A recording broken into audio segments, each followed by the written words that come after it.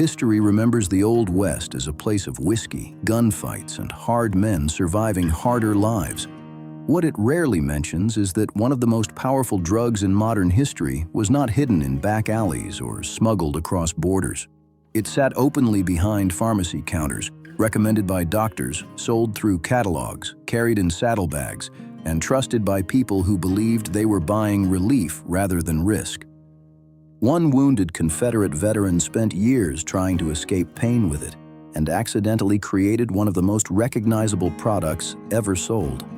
A dying frontier gambler relied on it to keep coughing blood for just a little longer without collapsing at the card table. Neither man thought they were doing anything unusual because, for a brief period in American history, they were doing exactly what medicine told them to do. The Wild West did not hide cocaine. It welcomed it. Today, we're uncovering the uncensored truth about Coke in the Old West. How a plant chewed in the Andes for thousands of years crossed an ocean, entered American medicine, reached frontier towns, and became tied to war wounds, addiction, tuberculosis, and a drink that still exists in almost every country on Earth. By the end of this story, the image of the Wild West as a world fueled only by whiskey and grit starts to look far more complicated. Long before it appeared in American pharmacies, cocaine began as something much quieter. High in the Andes Mountains of South America, people had been chewing coca leaves for centuries. The leaf came from a small green bush that looked ordinary enough, but the people living at altitude knew something outsiders did not.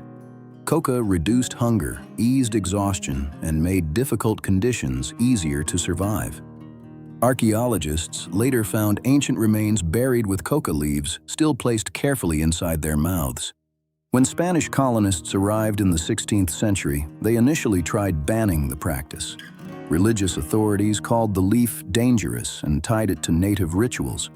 That changed quickly once mine owners noticed workers lasted longer and produced more while chewing coca. The prohibition disappeared and taxation replaced it. For centuries, the leaf remained mostly local, a regional habit with no sign that it would eventually reach frontier America. Everything changed in the middle of the 19th century when European chemists began isolating active compounds from plants. In Germany, researchers extracted the substance inside coca leaves and refined it into a white crystalline powder. They gave it a scientific name, cocaine. At first, almost nobody cared. Then doctors started experimenting. Medical journals described operations performed with less pain than ever before. Dentists applied it to gums. Physicians prescribed it for fatigue, depression, nerve disorders, and even addiction. To many medical professionals of the 1870s and 1880s, cocaine did not look dangerous. It looked modern. It looked scientific. It looked like the future. And America was ready to believe. In April of 1865, while most people think the Civil War had already ended, fighting still continued in parts of the South where news moved slowly. Near Columbus, Georgia, Confederate cavalry units clashed with advancing Union forces in one of the war's final engagements. Among the Confederate officers was a 33-year-old pharmacist and physician named John Stith Pemberton. Pemberton was wounded at the Battle of Columbus in April 1865. Reportedly by saber and possibly gunshot wounds. The wounds themselves did not kill him. The treatment changed the rest of his life. Military doctors gave him morphine because morphine was the strongest pain relief available. It eased suffering and kept him alive. But recovery stretched into weeks, then months, and eventually something else became clear. He could not stop taking it. Pemberton was not unique. Across the country, thousands of veterans returned home carrying bottles and syringes prescribed during wartime treatment. People later started calling it the soldier's disease. At the time, addiction was poorly understood. Men believed dependence happened to weak people or people with bad habits.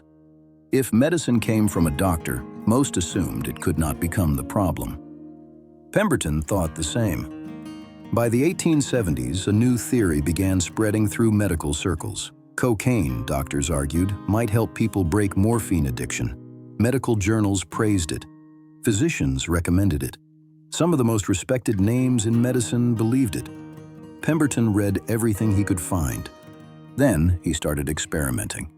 Inside a laboratory behind his pharmacy in Atlanta, he mixed ingredients looking for something that would relieve pain without the cost morphine had brought into his life.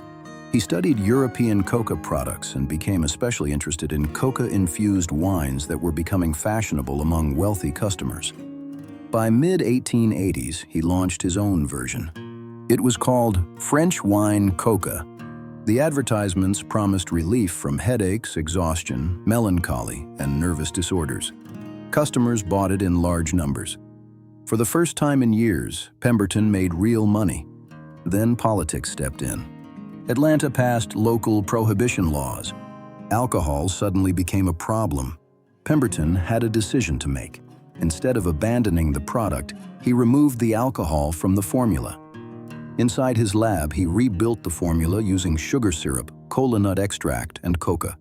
In 1886, a new drink appeared: Coca-Cola. The name came from the two ingredients that made it feel exotic and modern. Customers did not buy it as a soft drink. They bought it at soda fountains as a medicinal tonic. People drank it for fatigue, headaches, and low mood. One of the most recognizable brands in history started as a pharmacist's attempt to manage chronic pain and addiction. At almost the same moment, another Southern man was trying to survive his own. His name was John Henry Holliday. History remembers him as Doc Holliday, the gambler and gunfighter who stood beside Wyatt Earp in Tombstone. Before all of that, he was a dentist, and he was dying. Tuberculosis followed him through early adulthood, the same way it had taken his mother years earlier. He started coughing constantly. Patients noticed. Blood appeared more often. Doctors offered the standard treatment of the time: dry air, rest, laudanum, and cocaine. Today, that sounds impossible. In the late 19th century, it sounded responsible. Drugstores across America stocked cocaine products openly. Pharmaceutical companies sold powders, inhalers, tonics, and treatments aimed directly at people suffering from exhaustion and respiratory disease. So Holliday moved west: Texas, Kansas, Colorado, Arizona. Each move promised better air and more time, but eventually none stopped the disease. By the time he arrived in Tombstone around 1880, he was already living with the understanding that his future would be short.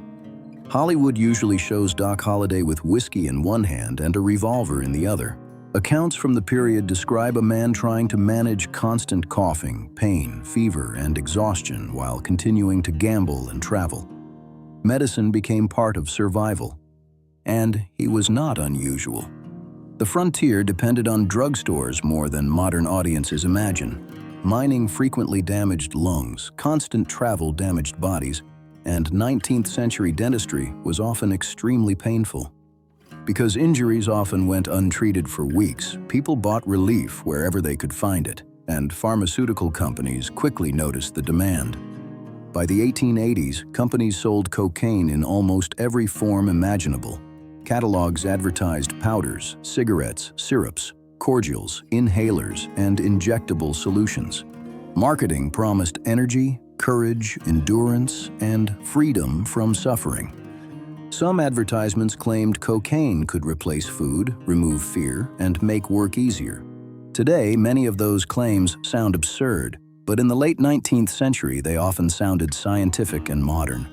And when a country is tired enough, people rarely question hope. Pemberton never escaped what he was chasing.